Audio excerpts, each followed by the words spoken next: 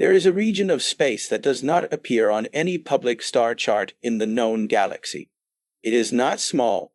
It spans approximately 400 light-years in diameter, encompassing several hundred star systems, dozens of habitable worlds, and resources that, if the private surveys ever leaked to the trading consortiums, would trigger the largest economic migration in galactic history. It does not appear on public charts because every civilization that has ever tried to chart it has eventually stopped. Not because the region is physically difficult to map.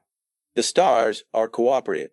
The gravitational dynamics are well understood.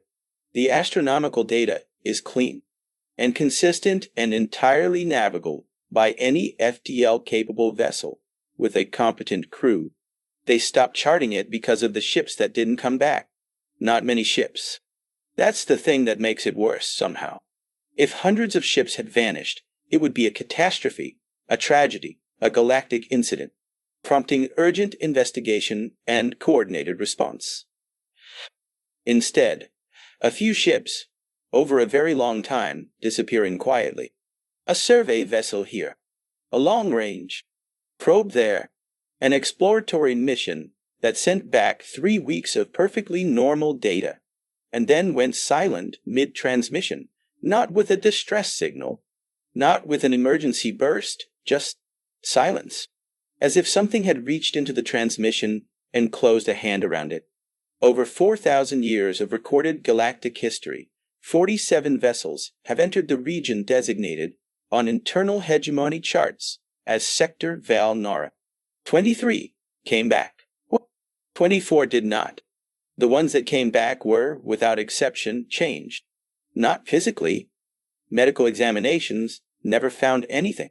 But their crews had a quality afterward that colleagues and family consistently described the same way across 4,000 years of separate accounts in 17 different languages from being, with wildly different neurological architectures. They were quieter. They had looked at something, and whatever they had looked at, they had decided, unanimously, without being asked, without coordinating with each other, not to talk about it. The galactic community had, over 4,000 years, reached a consensus about Sector Vael-Norath. It was agreed that something lived there, something patient, something old, something that was not, based on all available evidence, interested in contact, and that had the capability to enforce its disinterest. Absolutely. The consensus was, leave it alone, respect the boundary, route your ships around it. Do not send probes. Do not transmit into it. Do not, under any circumstances, attempt to establish contact with whatever ancient and terrible thing had claimed those 400 light-years as its own and decorated the border with the quiet graves of 24 vessels that had asked too many questions. This consensus held for 4,000 years. It crumbled in approximately 11 minutes on a Wednesday afternoon when a junior cartography officer in the Velthari Hegemony's survey division made discovery that would ultimately require him to be promoted 3 times and given a very nice office and a considerable amount of medication for anxiety. The discovery was this. The sector had a sun, a specific sun, a G-type main sequence star, unremarkable in almost every respect, located near the inner boundary of Sector Vael-Norath, surrounded by 8 planets in stable orbits.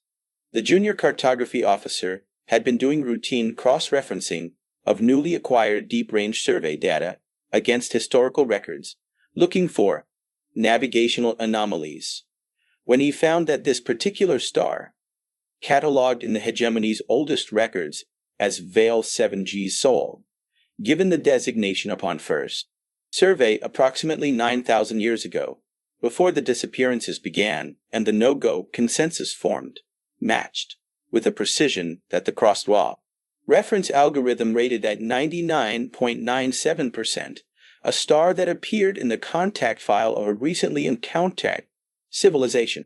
A civilization the hegemony had been in diplomatic contact with for 6 years. A civilization whose files described their home system in considerable detail. A civilization called humanity. The junior cartography officer, whose name was Pelvas, and who was by this point a very experienced analyst with a long and distinguished career of discovering things that gave senior officials headaches, stared at his screen for a long time. Then he made a call. The emergency convening of the Vael-Norath Hegemony Security Council happened 48 hours after Pelvas's discovery, which was as fast as the council had ever convened for anything, and which told every person in the room everything they needed to know about how seriously the discovery was being taken. Senior contact analyst Vael-Norath chaired it, because she chaired everything involving humanity at this point. She had been doing so for 6 years, and the role had taken on over that time a quality that she sometimes thought of privately as something between diplomacy and archaeology, the ongoing excavation of a civilization that kept turning out to be more than its surface suggested. She had thought, after the surveillance revelation and the first contact and the revised threat assessment, that she had processed the full magnitude of what humanity was. The file on her desk suggested she had not. "Walk us through it," she said to Pelvas, who was seated at the far end of the table looking like a man who had brought a very large and extremely unwelcome gift to a party. He walked them through it. The stellar data first. The match between Vael 7G Sol and Sol, the human home star, was unambiguous. Mass luminosity, spectral classification, planetary configuration. 9,000 years of hegemony records. By Horst Schiu. The star had been surveyed, catalogued, and then quietly absorbed into Sector Vael-Norath as the disappearances began and the no-go boundary was drawn. The timing, second dot. The first recorded vessel disappearance in the sector dated to approximately 8,900 years ago. The survey of it, Vael 7G Sol, predated it by approximately 100 years, which meant the first disappearance happened approximately 100 years after the hegemony first looked at the human solar system. He did not draw the explicit conclusion. He let the council draw it themselves. The room was very quiet for a long time. "You're saying," said the defense minister, a being named Threscall, who had spent 40 years managing military crises and who currently looked as if he was managing several simultaneously and internally, that Sector Vael-Norath is the human solar system's backyard. The human solar system is inside Sector Vael-Norath, Pelvas confirmed, near the interior boundary. It is, the sector extends 380 light-years beyond the human system in most directions. The human world is essentially central to the region we have designated as forbidden. And the ships, the defense minister said. "I went through the disappearance records," Pelvas said. He was very calm. Vael-Norath had noticed this about him years ago. In moments of maximum stress, he became very calm, as if all the surplus energy was redirected into clarity. The 24 vessels that did not return. I cross-referenced their last known coordinates with human FTL capability, development timelines. He put a chart on the table. The chart showed 2 lines, the disappearance rate over time, and the estimated human FTL and long-range detection capability over time. The correlation was not perfect, but it was not subtle either. The disappearances clustered. They were not evenly distributed across 4,000 years. They came in waves, with the most recent wave, 11 vessels across, approximately 200 years, corresponding closely to the period of humanity's most rapid space capability developed. "They were detecting our ships," the foreign minister said slowly. "The ones that came closest to the inner boundary," Pelvas confirmed. "The ones that went furthest in. And the ones that came back," Vael-Norath said. "Changed, quieter, wouldn't talk about what they'd seen." "I have a theory about those," Pelvas said. He sounded slightly apologetic. "I believe they were allowed to leave. I believe someone made a calculation about which vessels to let go, and which ones constituted a more significant. He paused. Incursion. Nyan Shige. They were running a border, Thresh-Call said. For 9,000 years, Pelvas said. Yes. He. The room went quiet again. Vael-Norath looked at the chart for a long time. Then looked at the defense minister. Then looked at the foreign minister. Then looked at Pelvas. The humans have been in diplomatic contact with us for 6 years, she said carefully. They have been cooperative, warm, occasionally baffling, and in the possession of threat assessment scores that we have revised upward 3 times. They have never, she stopped. They have never mentioned this. No, Pelvas said. They know we know about Sector Vael-Norath. The sector appears in navigational data we've exchanged as part of standard route sharing protocols, he confirmed. Yes, they know we know. And they've never said anything. No. Vael-Norath thought about the first contact file, about the smile, about 28 years of watching back in silence, about a civilization that had, apparently, also spent 9,000 years running a border operation around their home system, so quiet and so patient and so perfectly calibrated that the entire galactic community had drawn exactly the wrong conclusion from the evidence and decided to leave it alone out of their own fear. She thought about what it meant that humanity had let them believe that. She thought about what it said about humanity that when they finally decided to make contact, when they stepped out of the sector, out of the silence, 4,000 years of perfectly maintained mystery. They had done it with warmth and humor and an absolute refusal to make anyone feel stupid for having been afraid. She closed the file. I think, she said, that we need to have a conversation with our human colleagues. Ambassador Lena Vasquez had been the lead human diplomatic liaison to the Valthari hegemony for 4 years. She was 43 years old. She had a doctorate in xenolinguistics and a second one in galactic political theory that she'd completed during the first year of her posting because she'd had some spare evenings, and she had a quality that Vael-Norath had come to value above almost any other in a diplomatic counterpart. She was honest. Not diplomatically honest, which was its own elaborate art form involving truth arranged to minimize inconvenience. Actually honest. The kind that occasionally made everyone in the room uncomfortable and was therefore worth more than any amount of careful language. Vael-Norath asked for a private meeting. Vasquez arrived on time with coffee, a human custom that the hegemony's diplomatic staff had, at this point, fully adopted and would have been genuinely distressed to lose, and sat down across the table with the expression of someone who had been expecting this meeting for approximately 6 years. The sector, Vael-Norath said. The sector, Vasquez confirmed. You knew we'd find it eventually. We knew you'd find it eventually, Vasquez agreed.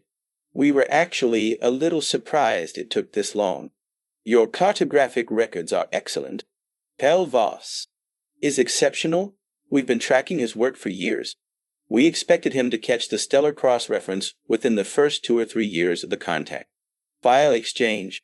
Mr. Akis. Vael-Norath looked at her. You've been tracking Pelvas. He's very good, Vasquez said, with what appeared to be genuine admiration. We've read most of his published work. The behavioral analysis papers from before first contact are particularly Ambassador. Right. Yes. The sector. Vael-Norath set the chart on the table. The 2 lines. The correlation. The 9,000 years. Vasquez looked at it for a moment.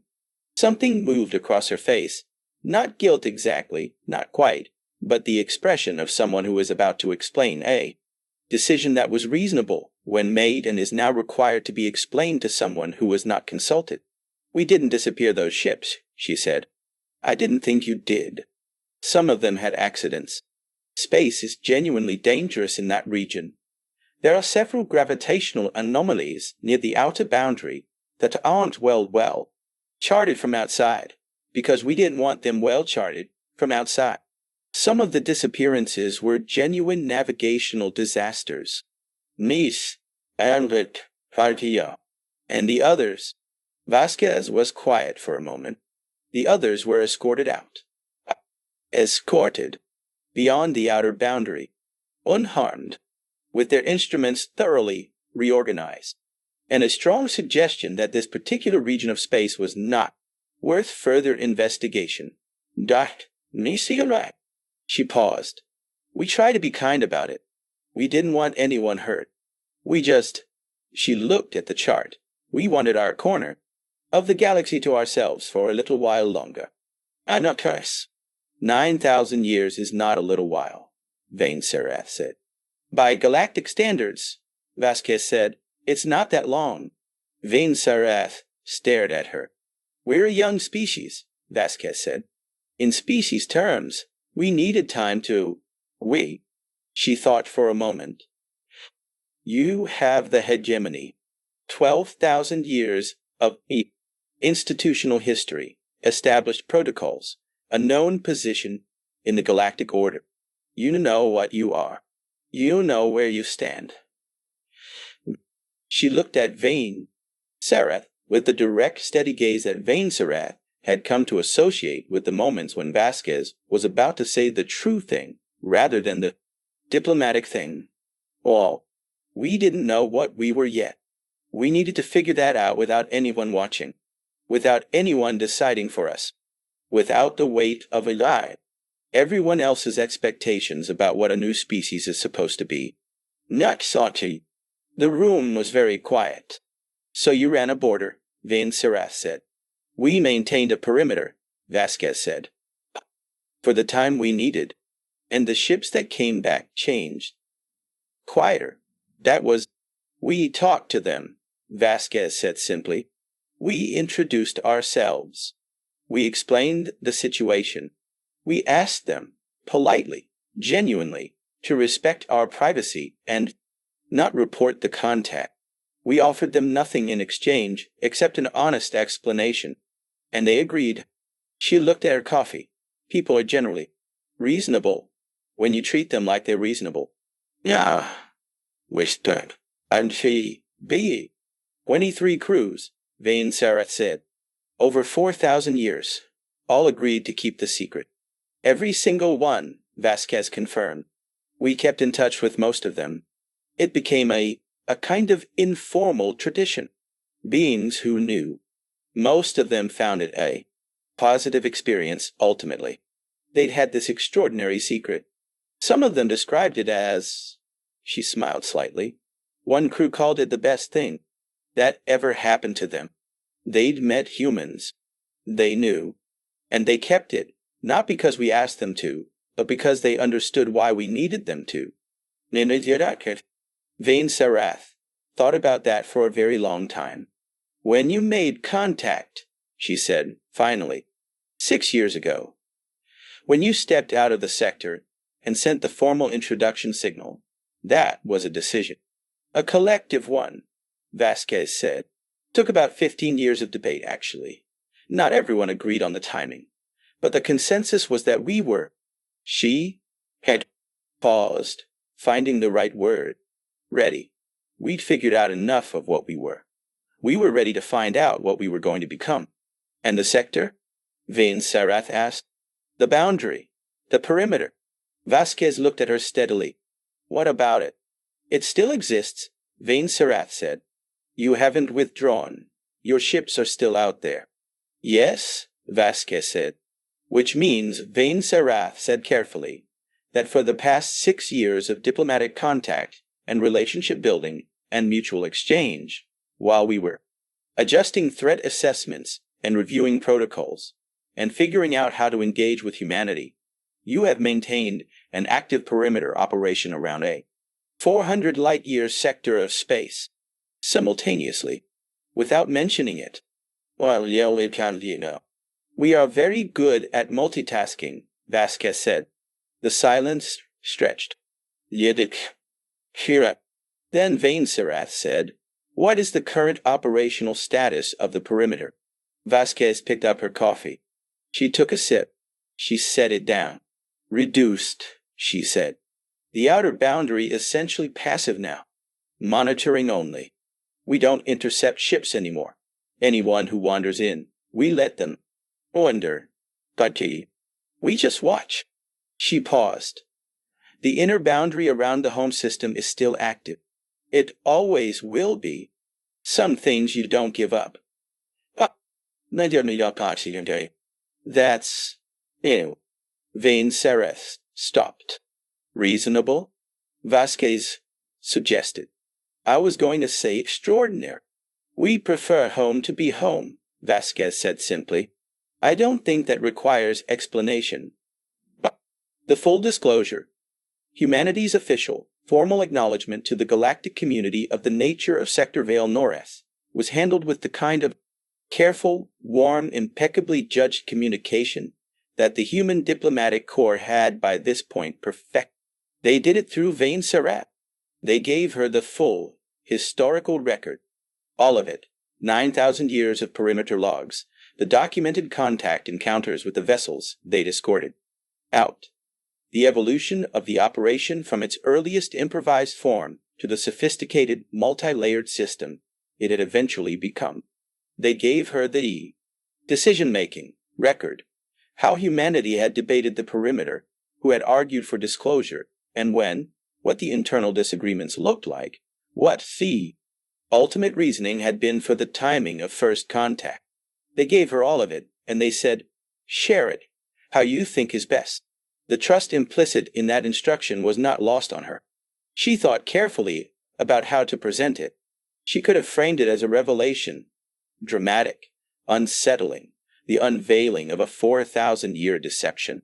She could have framed it as a security briefing, clinical, factual. Here are the operational details of what has been happening in your star charts. She framed it as a story. She presented it to the hegemony's full diplomatic assembly, and then to the wider galactic community through the hegemony's established channels, as the story of a young species that had found itself suddenly aware of a very large and complicated galaxy, and had made the quiet, patient, entirely understandable decision to need a moment before stepping into it. A species that had watched the galactic community from the inside of their small, warm, carefully guarded corner, and learned and grown and waited until they were ready.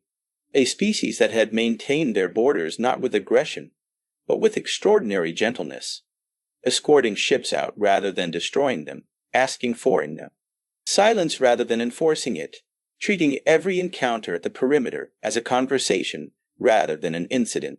A species that had, when they were finally ready, stepped forward into the galaxy, not with the anxiety of the newly arrived, but with the settled confidence of a civilization that knew exactly who it was, because it had been allowed to figure that out without anyone looking over its shoulder. The reception varied, as receptions always did.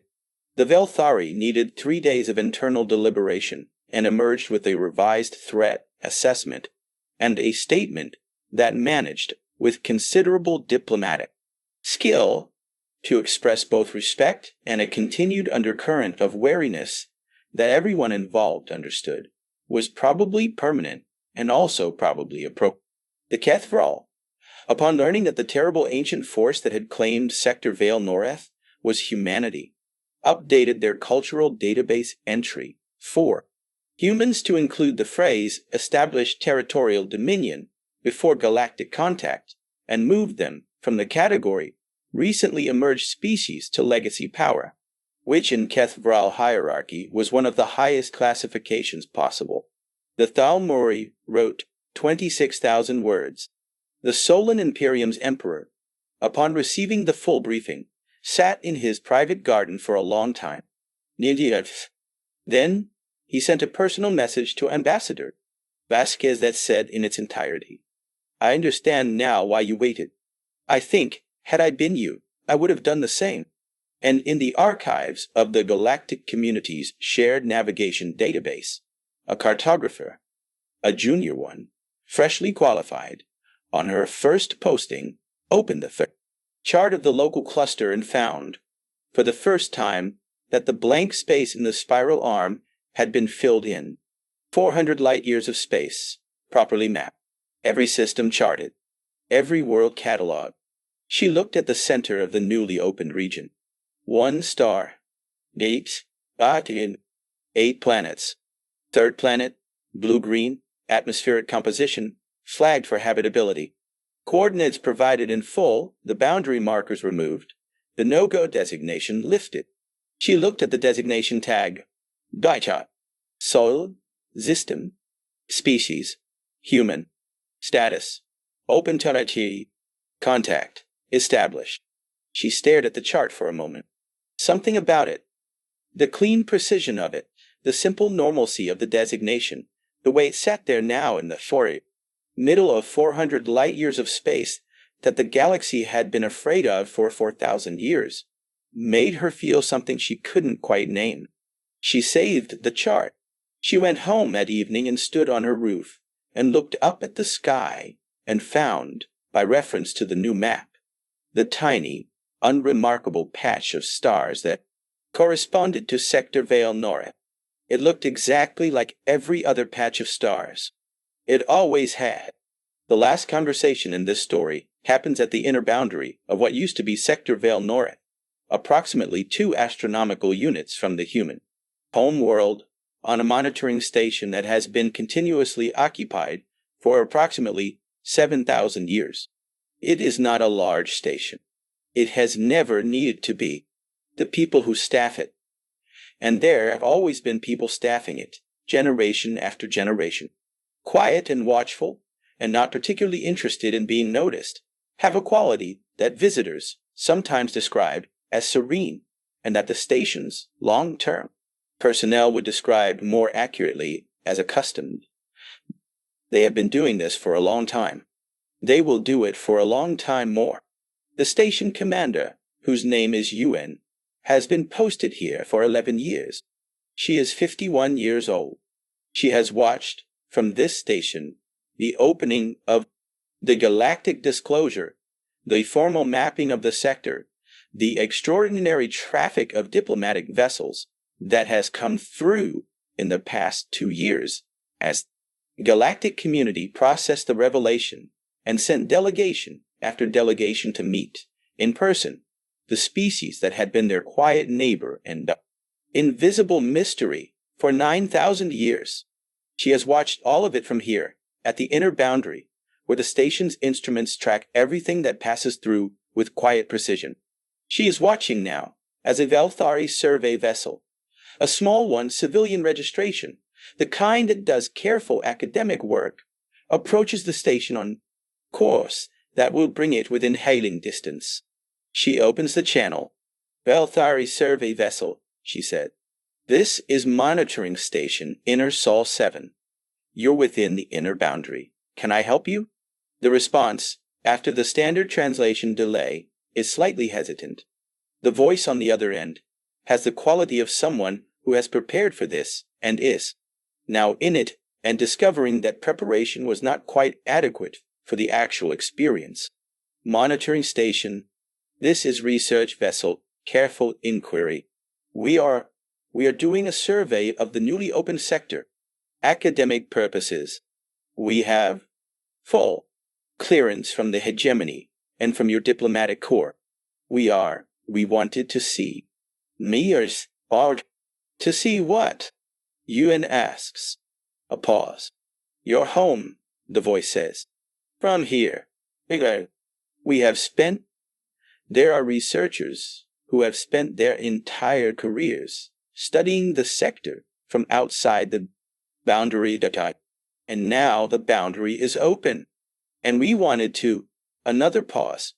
We wanted to come here and understand that the thing we were afraid of was a home. Mei. Yuan looks out the viewport. The station's angle gives a view that she has looked at for 11 years and never gotten tired of. The star, warm and familiar. And against it the third planet, small and blue-green from this distance, turning slowly in its orbit, entirely ordinary, entirely extraordinary. She thinks about 7,000 years of people on this station, watching that same view. Watching ships come too close and making quiet decisions about what to do. Keeping the border. Keeping the home safe. Not out of aggression. Just out of the deep, uncomplicated, almost geological love that a species has for the place it came from. She thinks about what it must have looked like from outside. The blank space on the charts. The ships that didn't come back. The ancient, terrible presence that the galactic community had decided not to mess with. She thinks about how it looked from inside. One planet. One star. One home. Worth protecting. You can come closer if you want, she says. A longer pause. Is that, we don't want to cause any? You're not causing anything, she said. Come see. The careful inquiry moves forward slowly, carefully, with the particular carefulness of beings who are aware that they are in a place that has meant something for a very long time and want to respect the weight of it. It stops about 100,000 kilometers out, close enough to see clearly. She watches their instruments register the view. What? The star. The planets. The third one. She gives them a few minutes. Just the view. Just the ordinary, extraordinary fact of it. Then she says, it's smaller than you expected. A pause. Yes, the voice says. It is. They always are, she said. The things worth protecting. They always look smaller from the outside than they feel from in. She closes the channel. She looks at the planet for a while longer, the way she does every watch, the way everyone who has ever sat in this chair has done. Then she turns back to her instruments and goes back to work. In the galactic community's shared navigation database, in the entry for Sol system, there is now a footnote. It was added at humanity's request 6 months after the full disclosure. It is very short, but it says, this system was monitored and protected for approximately 9,000 years prior to galactic contact. The monitoring operation was staffed continuously throughout this period. No vessel that encountered the inner boundary perimeter was harmed. 23 vessels were escorted to safety at the outer boundary. Their crews were treated with respect and asked, not ordered, to maintain confidentiality. All 23 agreed. This footnote is included because we believe the record should be complete. We are glad to be here. We are glad you are here. We have been looking forward to meeting you for a very long time. Welcome to the neighborhood. At the bottom of the footnote, in a smaller annotation added by the Hegemony's archival team, with humanity's knowledge and approval, is one additional line. It reads, the neighborhood is larger than it appears on any map. Approach with patience. You will find it worth the journey.